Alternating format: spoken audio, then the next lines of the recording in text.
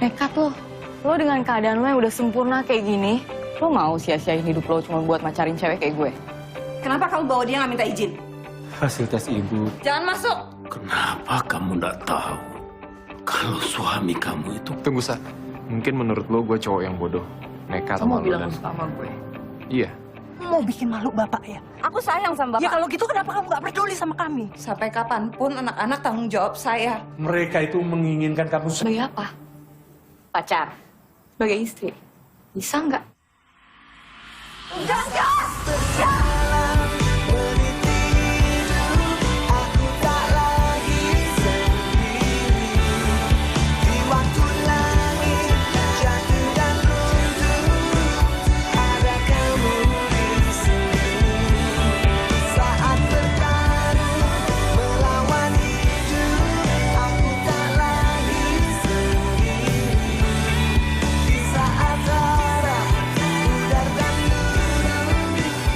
Jangan hukum Nada, Pak. Oke. Ada untuk Asa adalah film terbaru Indonesia karya dari Charles Ghazali. Karena terakhir kali itu saya melihat karya Charles Ghazali itu pas Finding Sri Mulat mungkin sekitar 2 tahun lalu. Dan ini genrenya juga beda. Tapi untuk bicara mengenai film ini secara lebih jauh sudah kita hadirkan di sini yaitu sang sutradara Charles Ghazali. Selamat pagi. Dan juga di sini ada Mbak Yoke. Selamat pagi dan juga ada Pongki. Selamat pagi. Selamat pagi. Mungkin dari Mas Charles terlebih dahulu begitu menggarap ini kan kisahnya kisah nyata gitu, kisah nyata yang memang dialami oleh Mbak Yoke langsung. Kenapa?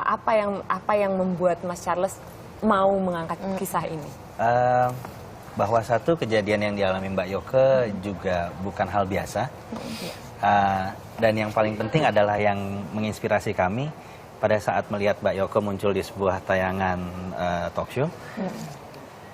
Apa yang diceritakan bukan untuk mencari simpati, bukan untuk kemudian minta dikasihani.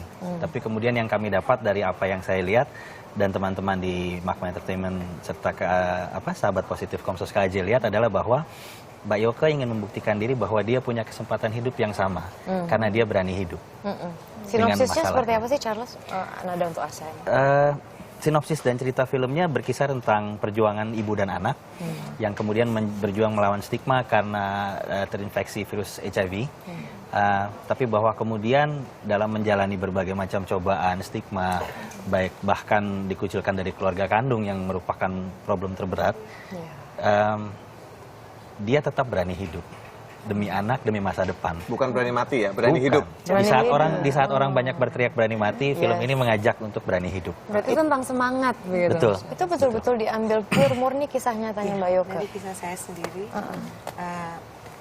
Almarhum kan sudah meninggal dan dia seorang saya nggak tahu juga kalau waktu itu dia meninggalnya karena HIV.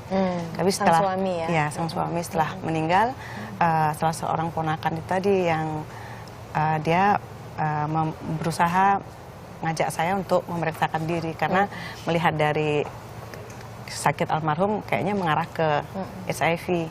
Akhirnya saya diajak periksa, ternyata ya hasilnya positif. Ketika didekati oleh Charles pada saat itu apa reaksinya untuk membuat film ini? Saya senang sekali karena saya ingin stigma itu segera dihapuskan. Jadi paling tidak masyarakat tahu edukasi ini bahwa seorang penderita HIV itu nggak mesti harus dijauhi, karena mereka harus dirangkul.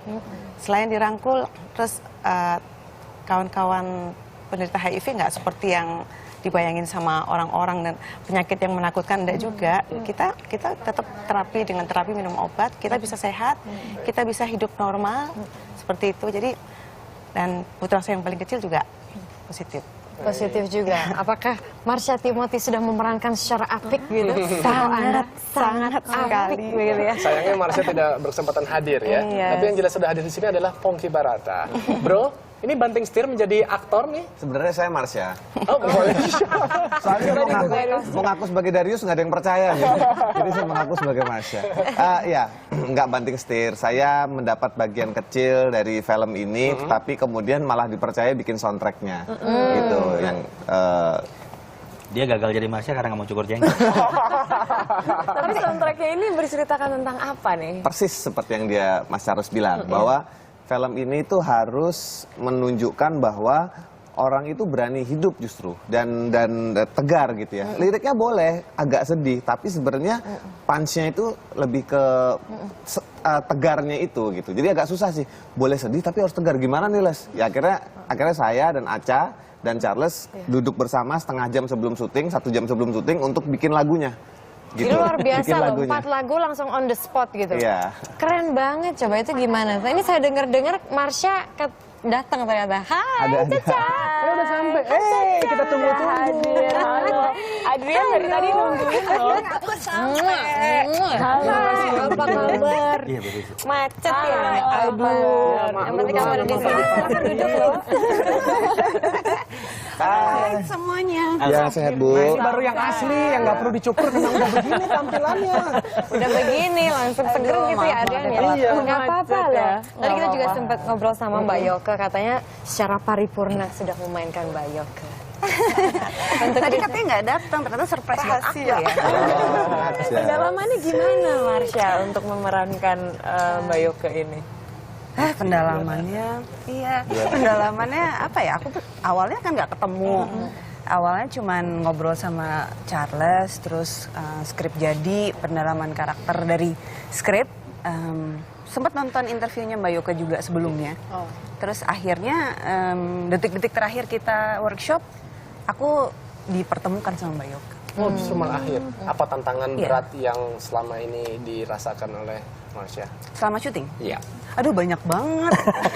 Apa itu? Aduh, apa ya? Mungkin yang paling utama tuh kan gimana aku bisa menghidupkan karakter nada itu. Memang ini kan inspired by cerita dari Mbak Yoke, nggak based on ya. Jadi bukan biopik gitu. Jadi tantangan terberatnya adalah gimana menghidupkan karakter nada ini dan apa ya? Bisa menyampaikan pesan yang sutradaranya ingin sampaikan lewat cerita itu dan bagaimana si karakter nada ini tampak real gitu. Jadi apa yang dia rasain bisa dirasain oleh penonton nantinya gitu. Itu yang jadi beban sih buat kita sih mungkin ya kalau jadi pemain. Karena emang secara karakter juga beda banget ya. Caca sama Mbak Yoke tuh beda banget. Jadi jauh banget. Iya mungkin karena memang aku nggak pernah ngerasain apa yang dirasain Mbak Yoke, itu udah pasti gitu. Jadi tantangannya itu gimana gitu bisa merasakan apa yang dirasakan si tokoh ini. Wow, iya sih bener kalau misalnya dipikir-pikir gimana ya. Pada saat itu proses diskusinya seperti apa Mbak Yoke untuk membantu Caca? Saya Ngobrol ya, aja ya. Ngobrol aja sambil ngobrol apa namanya Mbak dikurusin dikit nggak? Jangan. justru kita harus tampil sehat karena kita seorang orang dengan HIV/AIDS itu jika dia sudah minum obat, dia udah ARV, udah masuk terapi, dia harus kelihatan sehat, harus kelihatan cantik dong. Seperti sekarang hits tetap. Oke, tentunya juga kita akan mendengar lantunan lagu dari Mas Pongki di sini yang sudah akan bersiap-siap untuk menghibur kita. Siap-siap. Sekarang, Ayo dong, sekarang 1, 2, aja dong. 3. Iya. Oh iya. Perlu di-cut dari title nanti. ya. Yes, mungkin terakhir dari Mas Charles gitu, apa sih yang sebenarnya ingin disuarakan itu dan goal untuk nada untuk Asa ini? Lagi-lagi bahwa mungkin yang membedakan Ada Untuk Asa dengan film yang sudah mengangkat cerita tentang Oda adalah bahwa di sini penderitanya tidak kita gambarkan bersakit-sakit. Dan itu terjadi karena mereka mau mengobati dirinya, karena mereka mau bangkit, mereka mau punya kesempatan yang sama, tapi itu harus dimulai dari dalam diri sendiri. Dari dalam diri Yeah, sendiri. so rise up and live because it's your life. Nice. Take control.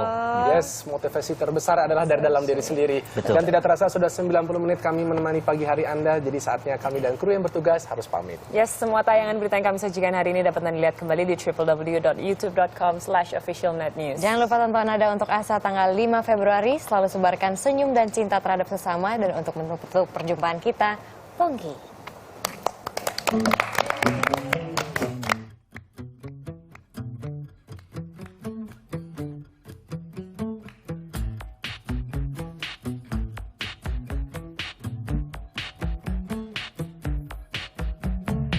Mengapa wajahmu bersedih? Mengapa sulit tersenyum? Apakah boleh ku tawarkan sebuah pelukan yang hangat? Bukankah kamu telah terbiasa tertawakan sedih? Aku jalani hidup hanya untuk sekali saja. Cintaku kan berlabuh pada mentari dan langit biru. Luas itu cintaku.